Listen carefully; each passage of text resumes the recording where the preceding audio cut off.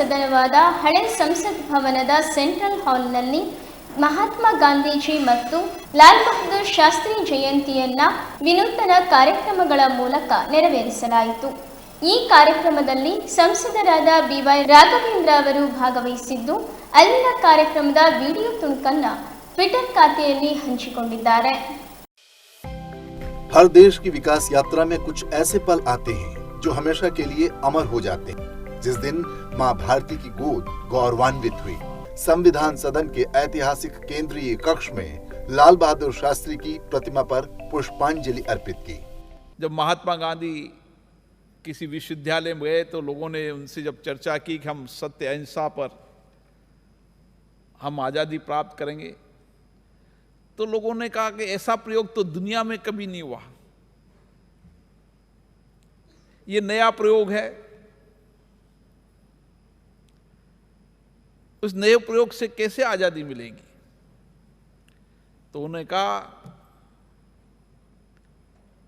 हमें नया प्रयोग करना है, नया इतिहास लिखना है, और जो नया इतिहास लिखता है वही दुनिया का नेतृत्व करेगा.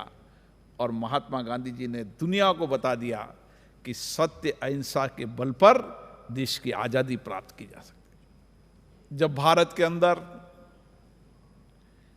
G20 के दुनिया के राष्ट्र अध्यक्ष यहां पर आए थे,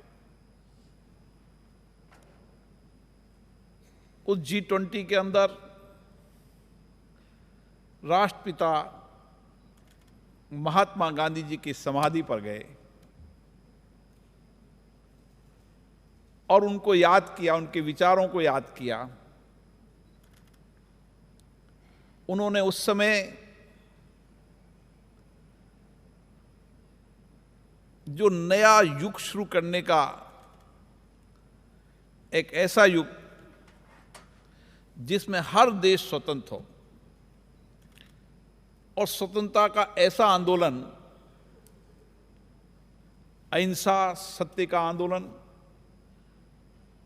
जिस पर कोई विचार नहीं कर सकता था कि अहिंसा सत्य के से हम आजादी दिला सकते. वसुदेव कुटुंबकम संस्कृति पर चर्चा हो, एक पृथ्वी, एक परिवार, एक भविष्य की चर्चा हो, और हमारी संसदों के अंदर जो चर्चा हो वो सामूहिकता से हो, विश्वव्यापी हो, विश्व के कल्याण की हो. हर देश के अंदर उनकी संसदें चर्चा करे तो किस तरीके से हम विश्व के अंदर कल्याण कर सकते हैं, किस तरीके से विश्व की चुनौतियों का समाधान कर सकते हैं. हमारी संसदें किसी के आरोप प्रत्यारोप, किसी कटु आलोचना का केंद्र नहीं होना चाहिए.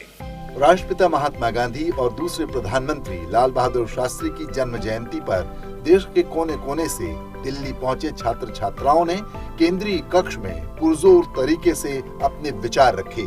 गांधी अगर एक भरोसा है तो लाल बहादुर शास्त्री एक विश्वास.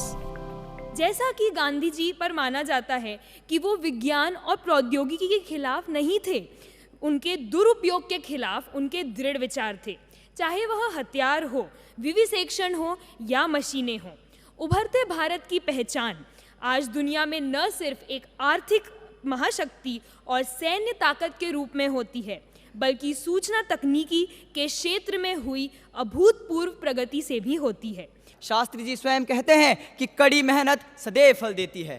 कर्मण्येवाधिकारस्ते मा फलेषु कदाचन. आज जब देश में भ्रष्टाचार फैल रहा है तो शास्त्री जी का जीवन व्यक्तित्व हमें ईमानदारी का पाठ पढ़ाता है. शास्त्री जी के समान ईमानदार व दृढ़ निश्चय प्रधानमंत्री भारत को मिलना हमारा सौभाग्य है. उस समय जब देश में अनाज की कमी थी तो शास्त्री जी ये नहीं चाहते थे कि हम अनाज के लिए किसी दूसरे देश पर निर्भर रहें, और ऐसे समय में उन्होंने राष्ट्रवाद व देश प्रेम की भावना का परिचय देते हुए न केवल स्वयं उपवास रखे बल्कि अपने घर पर भी अनाज उगाया. जय जवान जय किसान ने भारत के किसानों एवं सैनिकों में एक नई ऊर्जा प्रदान की, भारत के लोगों में नई उम्मीद जगाई. यह नारा ही था जिसने भारत भूमि पर आत्मनिर्भरता का प्रथम बीज बोया था.